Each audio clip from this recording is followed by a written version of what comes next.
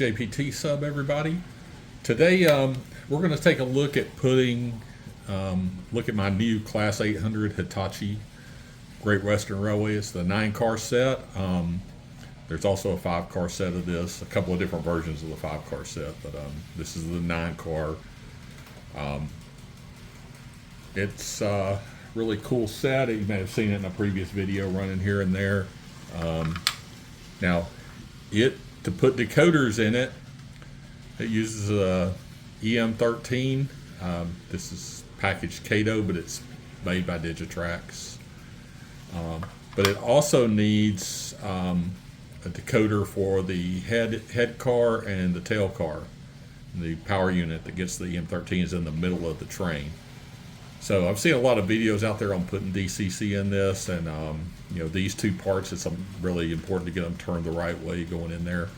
So I mean, I'm not going to go super detailed in putting the decoders in these things because there's a lot of videos out there about it, but we'll just do a kind of an overview look and a look at the set because it's really just it's really a cool set.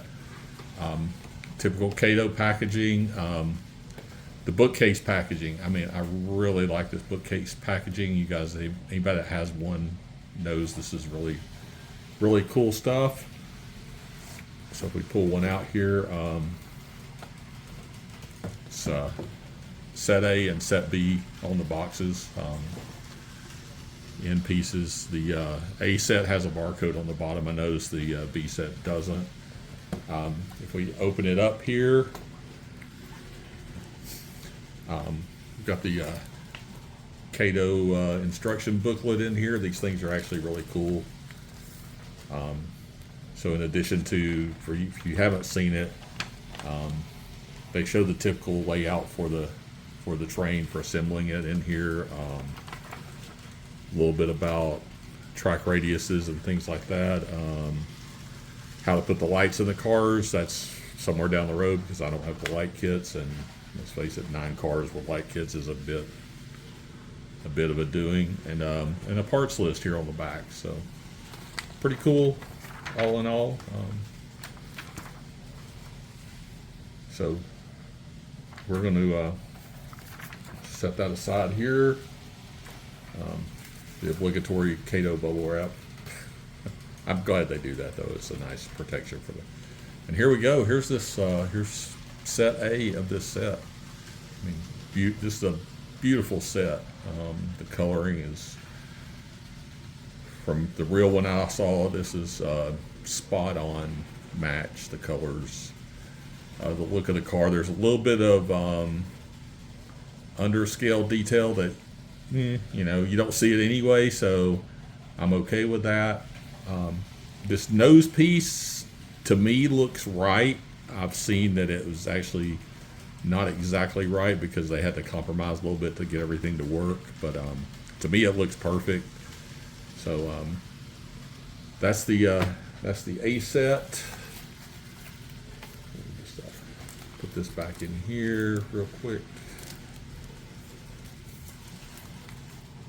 All right, set that aside.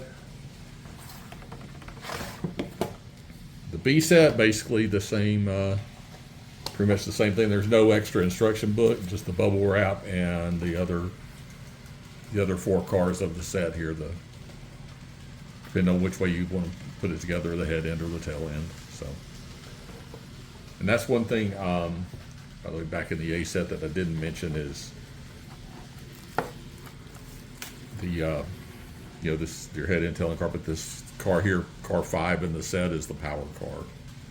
So we're going to be putting the EM13 in this car and the FL12 ends in this one and the one here, this one right here.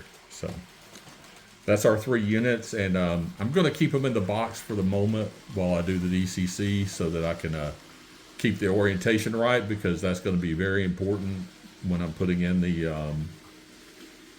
FL12 ends. To make sure I have them turned the right way so that I turn the chips the right way.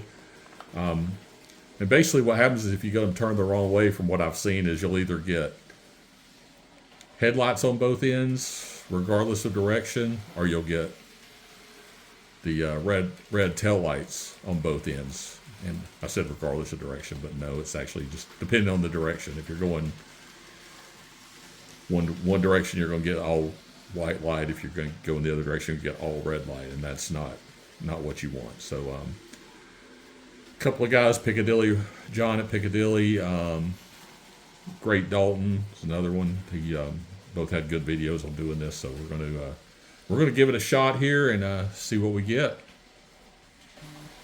Okay, so first thing first is here we got our power car pulled out. The shell is it's kind of a clip-on shell. You can kind of clip it loose here. Then this bottom piece, there's clips here, here, here, and here. And again, I'm trying to keep them turned the same direction. So see if I can do this without making a mess here. Clip these off, and then turn it over this way, and clip this one off.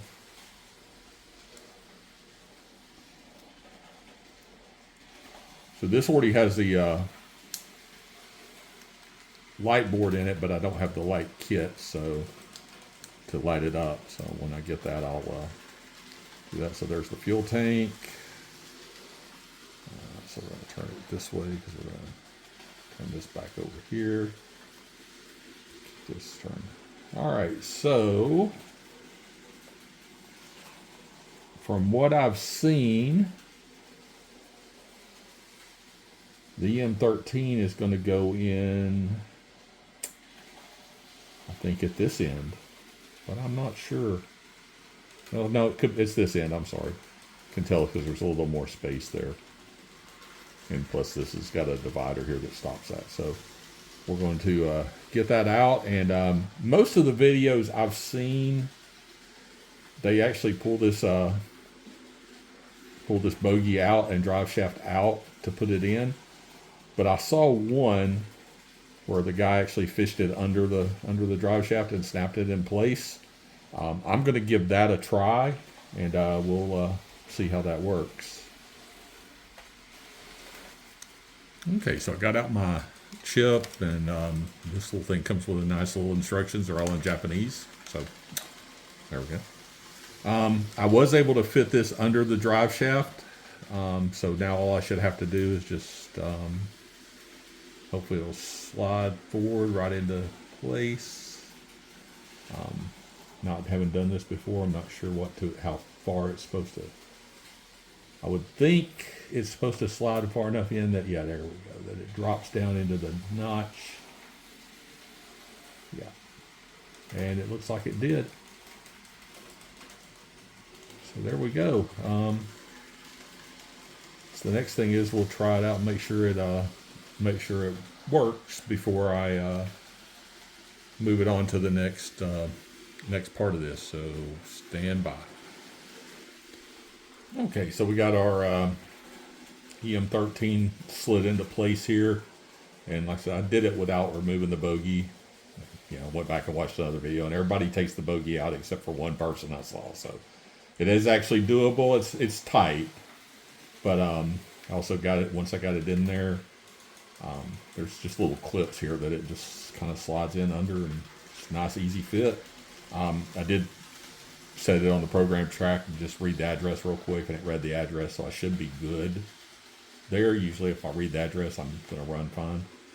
So there's a little arrow in here pointing this direction. I made sure I didn't turn anything around while I was doing this, but we'll clip this body part back on.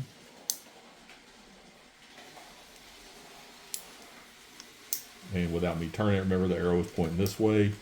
Inside the shell, there's actually an arrow pointing that way as well. So we should be just able to clip that back on. And this is the first time I've done one of these, by the way, so there we go. Yeah, look at that.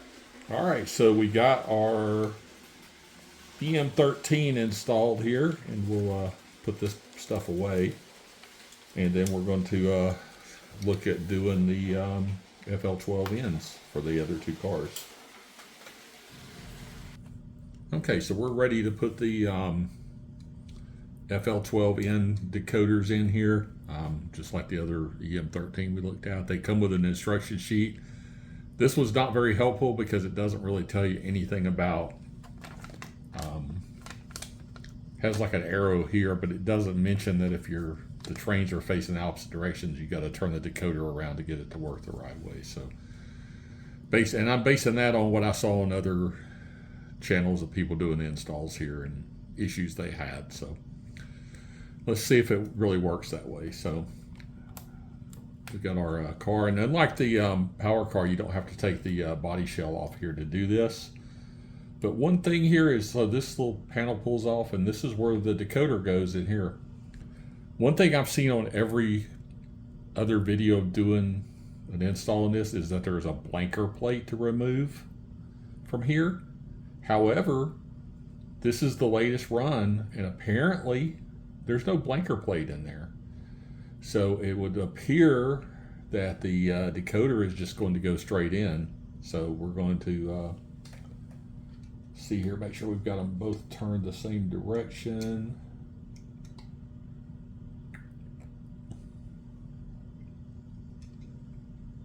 And I am not sure that I do.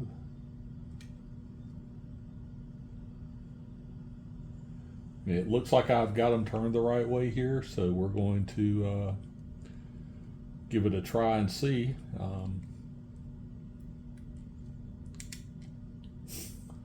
This looks like it's supposed to fit this direction according to the instructions. So let's see, we have a pair of tweezers here. Let's try this and see if we can, without making a mess here. Can I put this down in here? Oh, we're going to get a train coming by on the rail cam here. Okay, you know what? This is a really going to be a really tight fit here.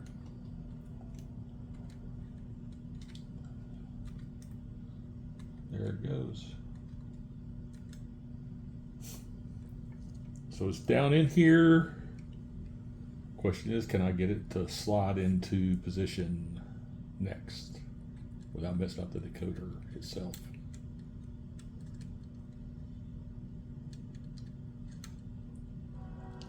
Everything says it's supposed to slide forward. And we're going to see if it will. So hold on just a second. I'm going to have to do this off camera. Okay, I got that decoder to slide in there. Just fits down in there. And so let's put the cover back on here. Put that there. So then we've got our other one here. Again, pop the cover off. No blanker plate again.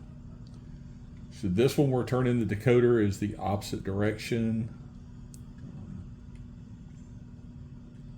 See if I can get it to fall down in there.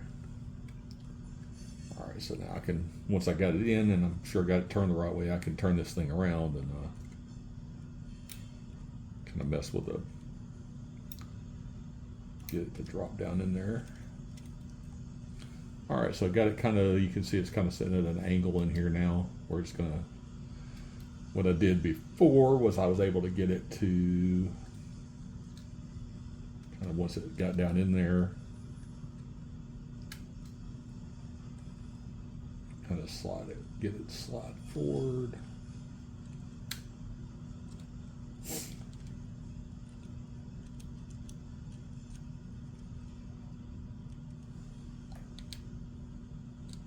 There it went. So there we go. We got it all pushed down in there. And so everything should, these are supposed to be set to address 3, just like the main decoder. So I guess the next thing to do is we're going to turn around and set it on the layout and put some power and see what our light situation looks like here. Let's see, but there's an arrow on the decoder, and they did have to face opposite directions You would think it would face the same, but they did face opposite directions. So we're going to check that out, because I left one of the blanking plate covers off, put that on, and then we'll put the whole consist back on the layout and let her stretch her legs a little bit.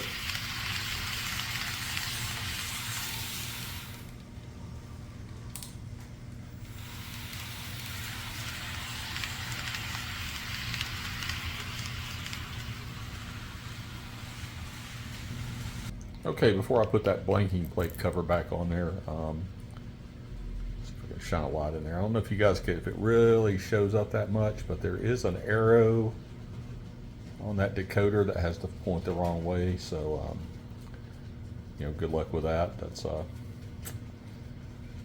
was a little bit of trial and error. So I guess the next thing I got to do though is program an address, because right now it's running on 3, but we'll I think we're going to leave it at that for the time being and go from there. Okay, so here we go. We got the full consist running.